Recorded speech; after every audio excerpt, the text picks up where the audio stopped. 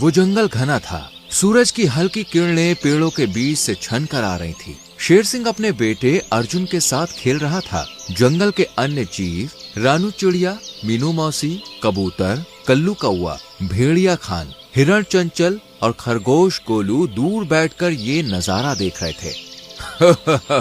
अर्जुन, मत भूलो तुम एक शेर की संतान हो। आगे जाकर तुम्हें जंगल का राजा बनना है और राजा को हमेशा तैयार रहना चाहिए। देखो तो मुझे पकड़ नहीं पा रहा है।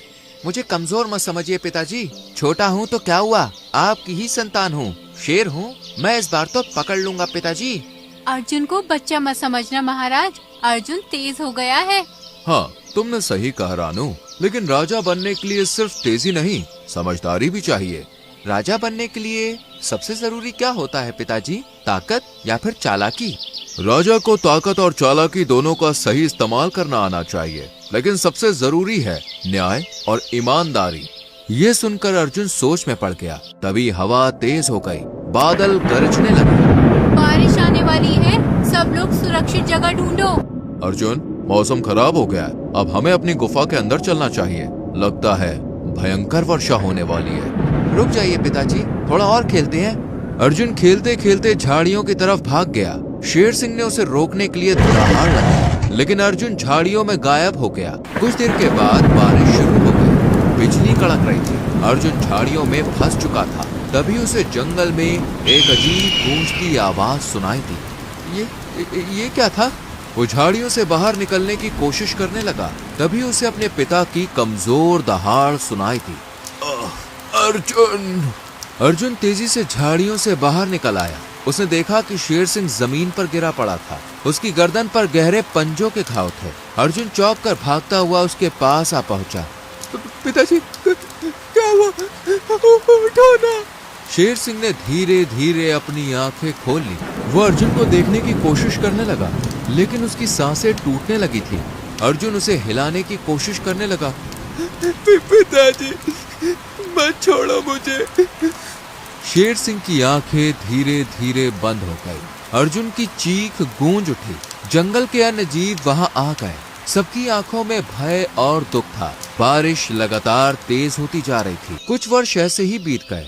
अर्जुन अब बड़ा और ताकतवर हो चुका था। उसका शरीर मजबूत था, उसकी चाल में आत्मविश्वास था, लेकिन उसकी आंखों में अब भी वही दर्द था जो उसने उस बारिश वाली रात महसूस किया था। जंगल में उसकी दहाड़ पहले से ज्यादा शक्तिशाली हो गई थी, लेकिन एक सवाल उसे हर रात सोने नहीं देता था। उसके पिता की हत्या किसने की? एक दिन जब अर्जुन एक ऊंचे पत्थर पर बैठा हुआ गहरी सोच में डूबा था, तभी आकाश में एक छोटी सी चिड़िया तेजी से उड़ती हुई उसकी ओर आ गई। वो थी रानू चिड़िया। उसकी सांसें तेज थी, जैसे मानो वो कोई जरूरी खबर लेके आई हो।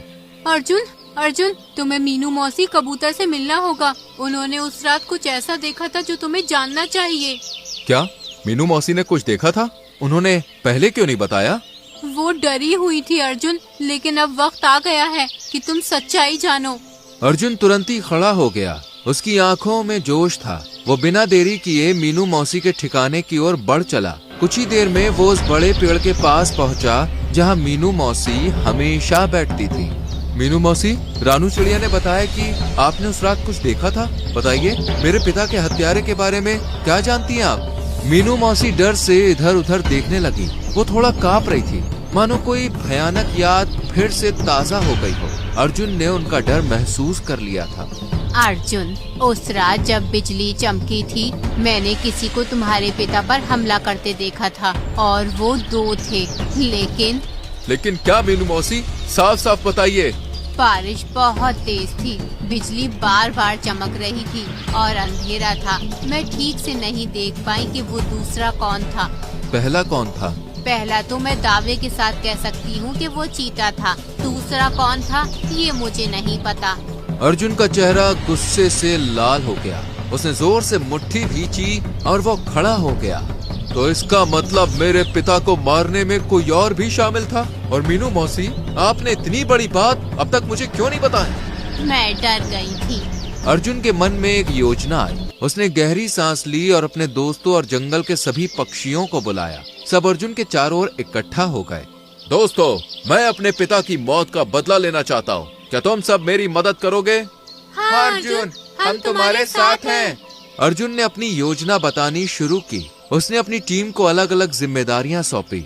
हम सबको मिलकर उस चीते और उसके साथी को सबक सिखाना होगा। अब मेरा प्लान सुनो। मैं, रानू चिड़िया, मीनू मौसी और मोनू चीते की गुफा में जाएंगे और उसे बातों में उलझाएंगे। कालू कौआ तुम हाथी दादा, भालू और बंदर को सही समय पर इशारा कर देना। हाथी दादा तुम्हें जैसे इशारा मिले तुम जाल लेकर आना, और भालू दादा तुम आग लेकर आना, और बंदर तुम डंडा तैयार रखना। तुम सब मिलकर उसे घेर लेना और भागने नहीं देना।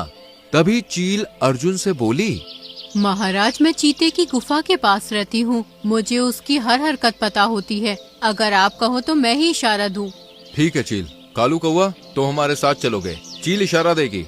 अगले दिन सभी योजना के अनुसार काम पर लग गए। अर्जुन और उसके साथी चीते की गुफा की ओर बढ़ गए। गुफा के अंदर चीता बैठा हुआ था। उन सब ने उसे बातों में उलझाना शुरू कर दिया। दूसरी ओर चील ने इशारा कर दिया और हाथी दादा, भालू और बंदर गुफा की ओर बढ़ने लगे। लेकिन अचानक धड़ाम की आवाज से हाथी दादा, भालू और बंदर एक गहरे गड्ढे में गिर गए। हे भगवान, ये गड्ढा यहाँ कब बना? पहले तो नहीं था।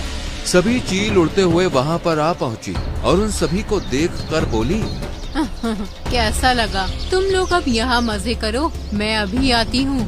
इतना बोलकर चील वहाँ से चली गई। इधर गुफा के बाहर देर हो चुकी थी। हाथी दादा और बाकी कोई नहीं आ पाया। तभी चील ने गुफा का दरवाजा बंद कर दिया। रानू चिड़िया घबराकर बोली, चील, हाथी दादा और बाकी लोग कहाँ हैं? चील और चीता जोर जोर से हंसने लगे। वो सब तो गड्ढे में गिरे पड़े हैं। सब हैरानी से एक दूसरे को देखने लगे। अर्जुन गुस्से में चिल्लाते हुए बोला, तो तुम भी शामिल हो? इसलिए तुमने इशारा देने का काम खुद ले लिया था? कितने भोले हो तुम, इतनी छोटी सी बात भी समझ नहीं आई। चीता और चील मिलकर हमला करने के लिए आगे बढ़ने लगे। तभी अचानक एक भारी पत्थर गुफा के द्वार से जोर से टकराया और दूर जा गिरा। सब चौंक कर देखने लगे। गुफा के दरवाजे पर जंगल का राजा बाघ खड़ा था। क्या लगा तुम्हें? मेरे दोस्त को मार कर बच जाओगे? चीता और चील बुरी तरह से डर गए। बाघ और अर्जुन मिलकर चीते और चील से भिड़ गए। थोड़ी देर की लड़ाई के बाद दोनों को हरा दिया। बाघ महाराज, आपको कैसे पता चला कि हम मुसीबत में हैं? मुझे चूहे ने खबर दी थी। दरअसल अर्जुन महाराज ने ही मुझे भेजा था। जब मीनू मौसी ने चीते की बात बताई तभी मुझे शक हुआ कि इसमें कोई साथी भी था, और जब चील ने इशारा देने की बात कही तो मेरा शक यकीन में बदल गया। इसीलिए मैंने चूहे को भेजकर अपने मित्र बाघ से मदद मांगी। इसके बाद सब दंग रह गए। जंगल में अर्जुन की बुद्धिमत्ता और वीरता की सराहना होने लगी। जंगल में काफी दिनों से भयंकर बारिश हो रही थी। हर तरफ काली घटा छाई हुई थी। रानू चिड़िया मीनू मौसी से इसी बारे में बातचीत कर रही थी। मीनू मौसी, इस बार की वर्षा ने तो सारे रिकॉर्ड तोड़ दिए। तुम सही कह रही हो रानू चिड़िया। मुझे तो जंगल की बड़ी चिंता हो रही है। ना जाने छोटे प्राणियों का क्या हाल होगा। अब तो बस ईश्वर से यही प्रार्थना कर रही हूँ कि जल्द से जल्द ये बारिश बंद हो जाए। मैंने देखा है कि अपने जंगल के बहुत से पेड़ इस तूफानी बारिश के कारण टूट भी गए हैं। जंगल को बहुत नुकसान हुआ है। कुछ दिनों के बाद बारिश बंद हो गई और जंगल में धीरे धीरे जिंदगी सामान्य होने लगी। और रानू चिड़िया, मीनू मौसी जंगल के सभी उन प्राणियों की देखरेख करने लगी जिन्हें भारी वर्षा के कारण नुकसान उठाना पड़ा था।